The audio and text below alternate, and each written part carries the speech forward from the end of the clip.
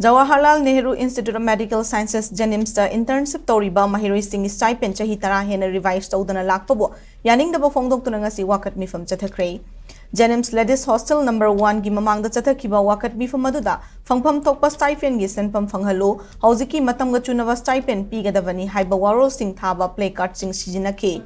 Jnims Students Union JSU na sinduna junction ki bakhongjang aduga mari leinana union asigi president Laishram Lenin na hai kumja lising ani tara mangada lepkiwa senfam dagi intern gi stipend chahi tara hena revise tawdana thamli matam gi awon bagi matung ina poche gi mamal nongma gi hengalakli adubu piri wa stipend gi senfam asidadi ahongba leite maram aduna mari leinaba authority da amasung Jnims-Ki authority da yariba makai formality da stipend gi senfam revise tawbina ba kayar khana wakat lurabasu tabi dabadagi khongjang changsilakpani haike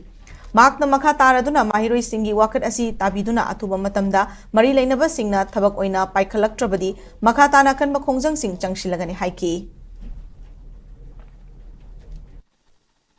Protesti sangjan bje koi sangjan ringai mangoina na haitare koi che chang mayam formality jingak na ba che chang mayam thadana kotana koi mayam ma tawjakre koi samak chu yaudana secretary ta chendana kotana tawjaki ba kya ma lere tawdubu singna numitse sum habidi akoi gi di time limit che lerek tabje habidi matam di sum sangdok pirak pa haitare ne koi gi problem je ignore to birak pa haitare ignore to birak de akoi je